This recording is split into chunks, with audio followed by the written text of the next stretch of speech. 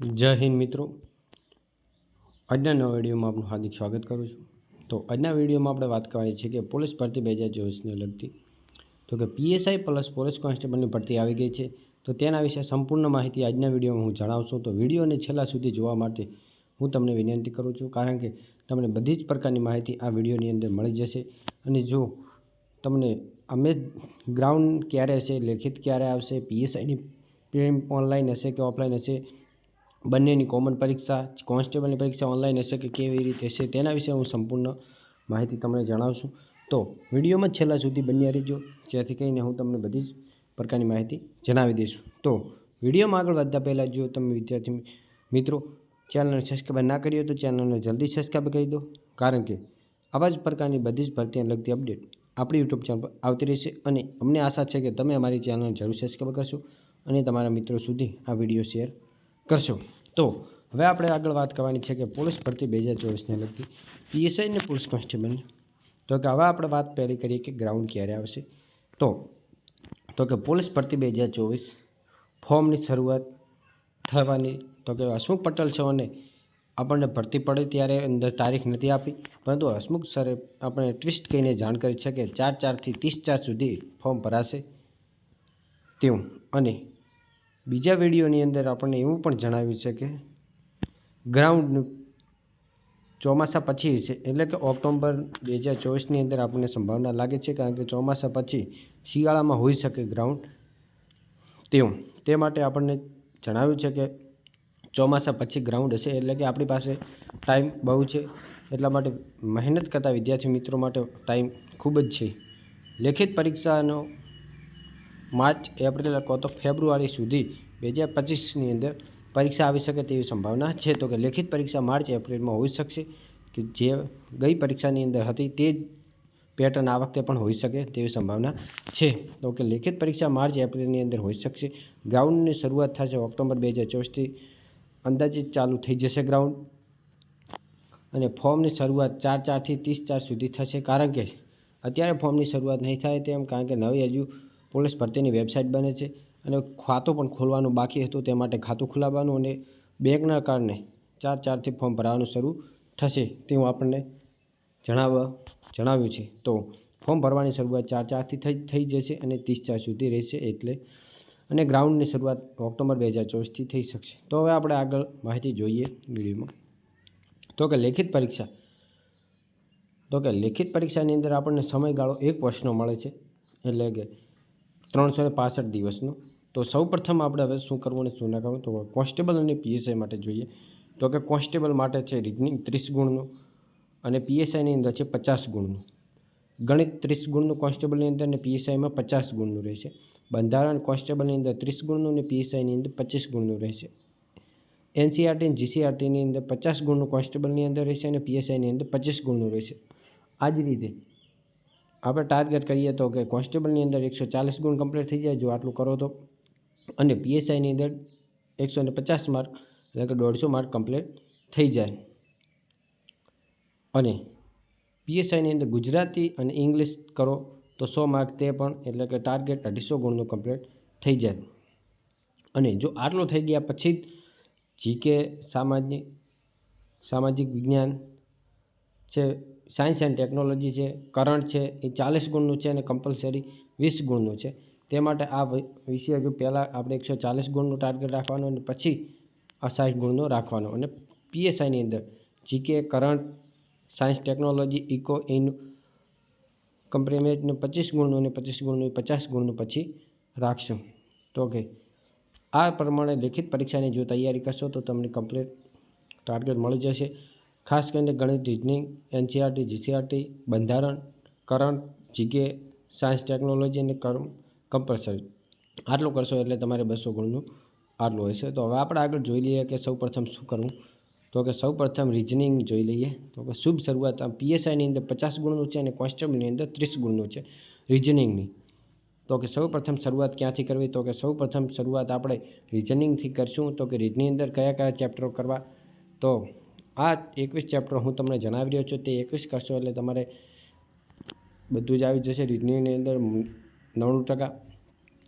તો સૌપ્રથમ તો કેલેન્ડર કરી નાખું, કેલેન્ડર છે, ઘડિયાળ છે, દિશાઓ છે, આંકડાઓની શ્રેણી, મૂળાક્ષર શ્રેણી, કોડિંગ ડીકોડિંગ, સમસંબંધ, ક્રમ કસોટી, બેઠક વ્યવસ્થા છે, ખૂટતો અંક, પાસો, ભાગુસબા, રોમન અંક, મૂળાક્ષરોનું વર્ગીકરણ છે, લાઈન લોહીના સંબંધો, આકૃતિની ગણતરી, કોયડાઓ, વેન આકૃતિઓ, ન્યાય નિગમન, અરીસાનું જળ પ્રતિબંધ, ચિત્રોની શ્રેણીઓ. આટલું જો તમે રિઝનિંગની અંદર કમ્પ્લીટ કરશો તો તમારે રિઝનિંગ મોટા ભાગનું બધું જ આવી ગયું છે. એટલે આટલું તમે જો રિઝનિંગ કરશો તો તમારે 30 ગુણ કોન્સ્ટેબલની અંદર અને પીએસઆઈની અંદર 50 ગુણનું થઈ જશે.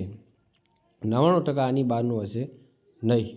અને આટલા જ તમે ચેપ્ટર કરશો રિઝનિંગની અંદર એટલે તમારે બધું જ આવી જશે. અને આ પ્રમાણે કરશો તો તમને એક મોટો પણ ફાયદો પણ થશે. અને એવું હશે તો હું તમને આપણે યુટ્યુબ ચેનલ ઉપર રિઝનિંગ, ગણિત ને અન્ય જીકે છે, કરંટ છે, એનસીઆરટી, જીસીઆરટીના ટેસ્ટ પણ મૂકતો રહીશું. અને કંઈ પણ માહિતી ઇમ્પોર્ટન્ટ હશે તો તેના દ્વારા વિડીયોના માધ્યમથી પણ હું તમને જણાવીશ. તો હવે આપણે જોઈએ કે ગણિત વિશેનું. તો ગણિત પણ છે પીએસઆઈમાં 50 ને કોન્સ્ટેબલના 30 ગુણનું. તો સૌપ્રથમ આપણે હવે જોઈ લઈએ કે 40 ચેપ્ટર ગણિતની અંદર છે તે કયા ચેપ્ટર કરવાથી. તો કે ગણિતનો પાયો, સંખ્યાઓ, વર્ગ, વર્ગમૂળ, ઘન, ઘનમૂળ, અપૂર્ણાંક, ઘાત, ઘાતાંક, સાદું રૂપ, એલસીએમ, એચસીએફ, ટકાવારી, નફોખોટ, સાદું વ્યાજ, ચક્રવૃત્તિ વ્યાજ, કામ અને મહેનતાણું, નળ ટાંકી, સાંગનનો નિયમ, મિશ્રણ, સમય અને અંતર, ટ્રેન, હોડી અને પ્રવાહ, ગુણોત્તર અને પ્રવાહ, ભાગીદારી, ઉંમર સંબંધિત, કોયડા, સરેરાશ, મધ્યક, મધ્યસ્થ, બહુલક, અંતર અને ઊંચાઈ, સમાંતર શ્રેણી, દ્વિઘાત સમીકરણ, સંભાવના, ક્રમચય, સંચય, ભૂમિતિ, ચોરસ, લંબચોરસ, વર્તુળ, સમઘન, લંબઘન, નળાકાર, શંકુ, ગોળક, અર્ધગોળક, ચતુષ્કોણ, અર્ધચતુષ્કોણ, બીજગણિત વગેરે. તમે આટલું ગણિત કરશો તો તમને મોટો પણ ફાયદો થશે. તો મેં તમને આ જણાવ્યા 40 ચેપ્ટર તે તમે આ 40 ચેપ્ટર જો કરી નાખશો તો તમને પણ એક મોટો ફાયદો થશે.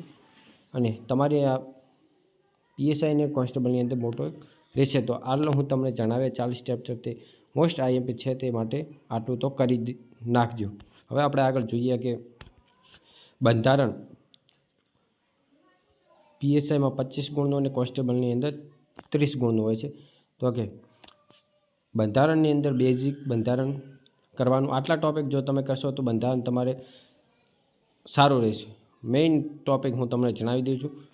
બંધારણ બેઝિક, ઐતિહાસિક પૃષ્ઠભ્રમ, બંધારણ સભા, આમુખ, સંઘ અને તેનું રાજ્ય ક્ષેત્ર, નાગરિકતા, અધિકારો, રાજ્યનીતિના માર્ગદર્શક સિદ્ધાંતો, ફરજો, ખરડા, બહુમતી, બંધારણીય સુધારા, સંસદ છે તો કે સંસદીય કાર્યવાહી સૂત્રો છે, લોકસભા, રાજ્યસભા, રાષ્ટ્રપતિ, ઉચ્ચ રાષ્ટ્રપતિ, વડાપ્રધાન, એટર્ની જનરલ, રાજ્ય, ધારાસભા અને કારોબારી, મુખ્યમંત્રી અને રાજ્યપાલ, વિધાનસભાના, વિધાન પરિષદ, એડવોકેટ જનરલ, તો કે ન્યાયતંત્ર, સુપ્રીમ કોર્ટ, એનસીડીસી, બંધારણીય સંસ્થાઓ, બિન બંધારણીય સંસ્થાઓ વગેરે. તમે આટલા બંધારણ મેઇન મેં તમને ચેપ્ટર જણાવી દીધા છે. તો આ ચેપ્ટર તમે કમ્પ્લીટ કરી નાખશો તો તમને એક પણ મોટો ફાયદો થશે. પીએસઆઈની કોન્સ્ટેબલની બંનેની અંદર કોન્સ્ટેબલની અંદર 30 ગુણનું છે અને પીએસઆઈની અંદર 50 ગુણનું છે. તો આટલું તો કરી જ નાખજો. હવે આપણે વાત કરીએ કે જીસીઆરટી અને એનસીઆરટીની પીએસઆઈની અંદર 25 ગુણનું અને કોન્સ્ટેબલની અંદર 50 ગુણનું છે. તો જીસીઆરટી અને એનસીઆરટી એટલે કે ઇતિહાસ, વારસો અને ભૂગોળ ગુજરાતનું અને ભારતનું બંનેનું છે. તે માટે તમારે ખાસ કરીને સરકારી પુસ્તકો આવે તે વાંચશો તો તમને પણ એક મોટો ફાયદો થશે. સરકારી પુસ્તકો એટલે કે સામાજિક વિજ્ઞાન ધોરણ 6 થી 10ની 97 ચેપ્ટર અંદર છે તે આ બુક તમે કમ્પ્લીટ કરી નાખશો તો તમારે આની બહારનું 99.99% બહારનું હશે જ નહીં. સરકારી પુસ્તકો લાવીને તમે વાંચશો તો તેની અંદરથી બધું જ મળી જશે. એનસીઆરટી, જીસીઆરટી, સામાજિક વિજ્ઞાનની ધોરણ 6 થી 10ની 97 ચેપ્ટર છે તે તમે કમ્પ્લીટ કરશો તો તમને મોટો એક પણ ફાયદો થશે. અને આની બહારનું 99.99% નહીં હોય. તો જે જીસીઆરટી અને એનસીઆરટીના બુકો ઇતિહાસ, વારસો અને ભૂગોળ હોય છે તો કે ગુજરાતનું અને ભારતનું બંનેનું હોય છે. તે માટે સરકારી પુસ્તકો વાંચવાથી તમને એક મોટો ફાયદો થશે. તો હવે જોબ સાથે તૈયારી કરવી, ઘરે રહીને તૈયારી કરવી, તો કેવી રીતે તૈયારી કરવી તેના વિશે હું છેલ્લે તમને વિડીયોમાં જણાવી દઉં છું. તો કે જોબ સાથે તૈયારી તો કે અત્યારે તમારે જો જોબ ચાલુ હોય તો